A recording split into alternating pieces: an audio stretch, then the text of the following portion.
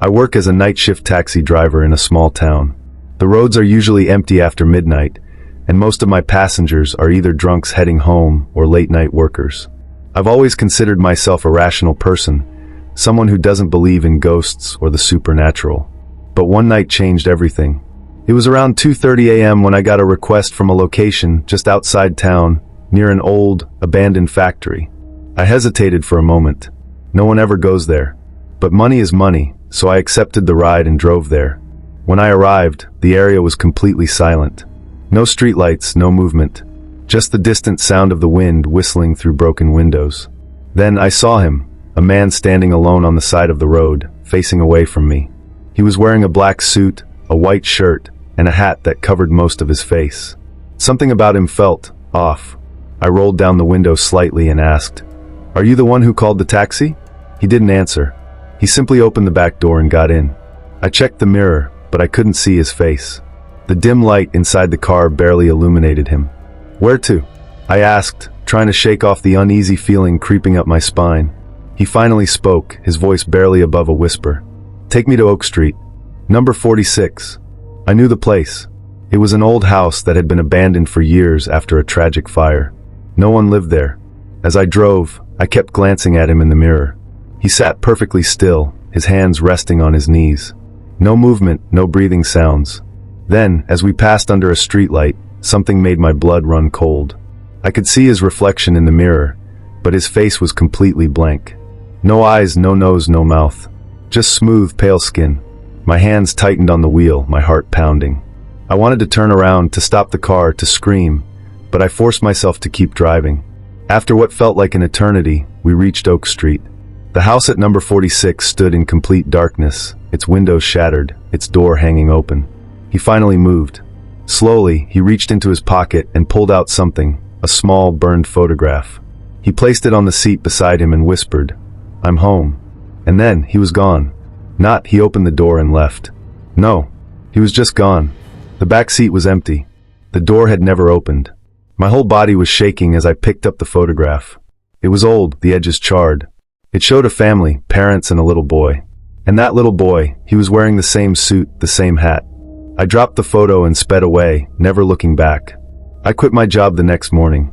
I don't drive at night anymore. Even after quitting my job, the feeling never left me. That deep, suffocating fear. The kind that sticks to your skin, lingers in your bones. I told myself it was just a trick of the light, a hallucination from exhaustion. But deep down, I knew better. For weeks, I felt watched. At home, I would catch glimpses of movement in the corners of my vision, shadows where there shouldn't be any. My phone would ring in the middle of the night, but when I answered, there was only silence. Then one night, I woke up gasping for air. The room was ice cold, and I had the overwhelming sensation that I wasn't alone. I turned on the bedside lamp, and there it was, the photograph, the same burned edges, the same family, sitting right there on my nightstand. I know I threw it away. I know I left it in the back of that cursed taxi, but it was here. My heart slammed against my ribs. I grabbed the picture with shaking hands, ready to rip it apart, but then I saw something new. There was a fourth figure in the background now. A man in a dark suit, his face blurred, standing just behind the family. And he was looking at me. I don't remember much of what happened next. I ran. Out of my apartment, out into the freezing night air, barefoot and trembling. I only stopped when I reached the main road, my lungs burning. I never went back. I moved to a different city, changed my number, left everything behind. For a while, I thought I was safe. Until last night. I was walking home from work, passing by a store window, and in the reflection just behind me, a man in a dark suit. I froze. My breath caught in my throat as my body refused to move.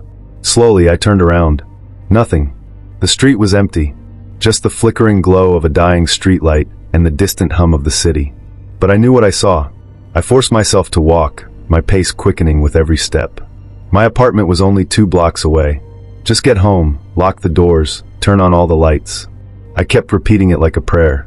As I reached my building, I fumbled with my keys, my hands trembling. The hallway was dark, too quiet. The kind of silence that feels wrong. I rushed inside, slammed the door, locked every bolt. Safe. Or so I thought. I turned, and my blood went cold. The photograph was there, sitting on my kitchen table. But it was different now. The family was gone. The man in the suit was no longer in the background. He was in the foreground. Closer. Clearer. And this time, he had a face. My face. The lights flickered. A whisper slithered through the air, right behind me. Cold breath brushed against my neck. And then darkness. I woke up in my taxi. The same taxi I had quit months ago. It was parked outside an abandoned house on Oak Street. Number 46. The meter was running. And in the back seat, the door slowly creaked open. A voice, soft, familiar, whispered, "It's your turn now."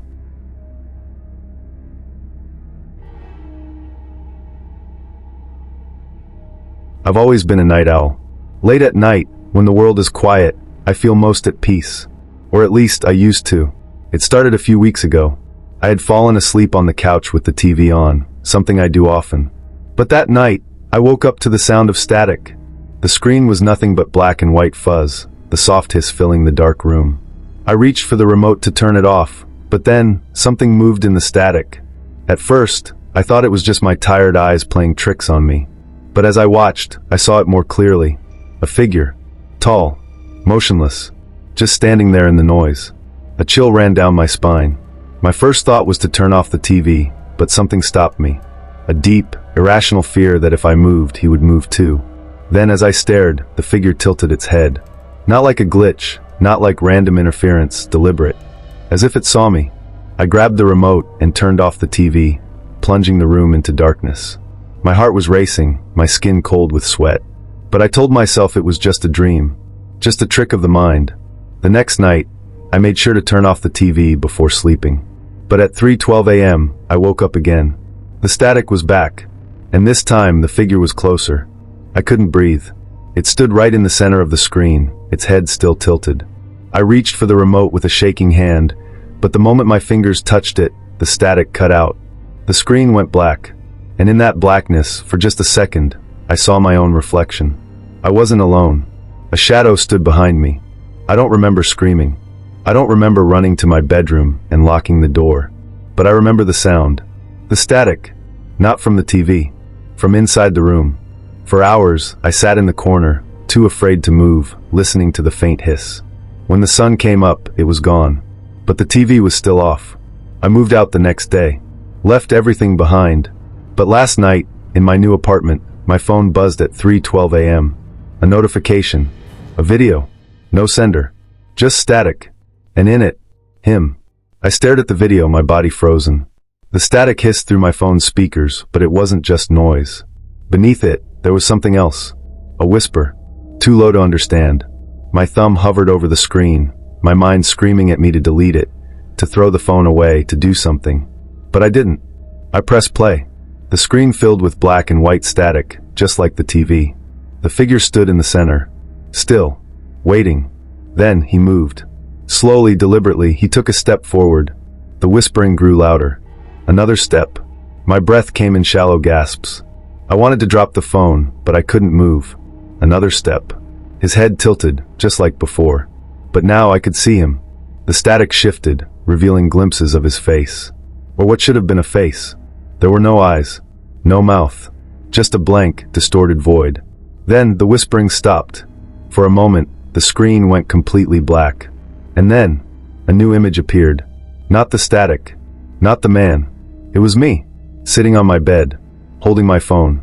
And behind me, the video cut off. The screen went dark. The air in my room turned ice cold. I didn't want to turn around. I couldn't turn around. But then, from right behind me, inches from my ear, that same whisper, low, garbled, and very, very real. The last thing I remember is the sound of static.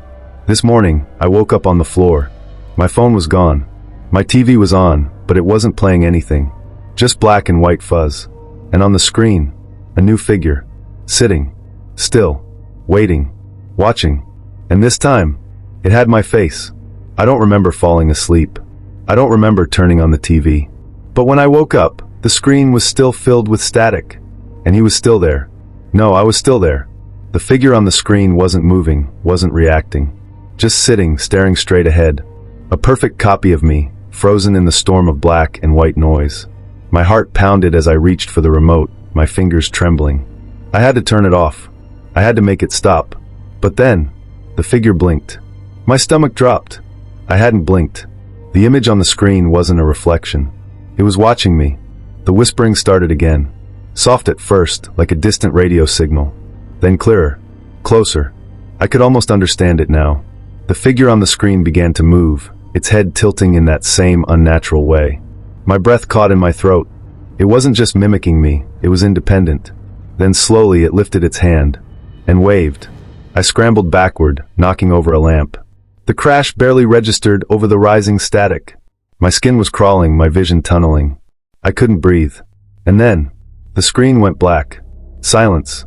The air in the room was thick, heavy. My ears rang in the absence of sound. For a long moment, nothing happened.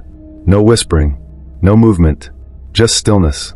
And then, a notification sound. My phone. It was sitting on my nightstand, where I know I hadn't left it. The screen was on. A message.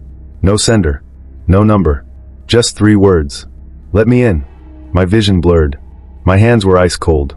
And then, as if on cue, the TV turned back on. No static. No noise. Just a live video feed. Of my bedroom. From behind me. I didn't turn around. I couldn't. My breath came in short, sharp gasps. My skin was ice, my muscles locked in place. The video on the screen was crystal clear, my bedroom, exactly as it was now. And me, sitting on the floor, staring at the TV. But there was something else. A shadow. Tall. Unmoving. Standing just behind me. The static started creeping in again, distorting the edges of the image. The whispering returned, low, garbled, just beneath the sound. But this time, I could make out words. You're almost ready. I swallowed hard, forcing myself to move. My fingers clenched into fists. I needed to do something. Turn off the TV, throw the phone out the window, run. But then, the figure in the video took a step forward, and I felt it. The floor creaked behind me. I bolted. I don't even remember unlocking the door. 1 second I was in my room, the next I was in the hallway, sprinting down the stairs of my apartment building, barefoot, heart hammering against my ribs. I didn't stop until I was outside, gasping for air in the freezing night. The streets were empty, silent except for the distant hum of streetlights. I pulled out my phone, my fingers shaking. The screen was still on. The message still there. Let me in. And beneath it, a new one.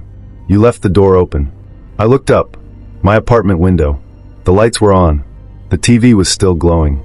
And in the window, a figure. Standing there. Watching me. But it wasn't the shadow anymore. It was me. Smiling. And then, the lights went out. I stood frozen on the sidewalk, my breath visible in the cold night air. My window was dark now, but I could still feel it. Something watching me. Waiting. I needed to leave. To run.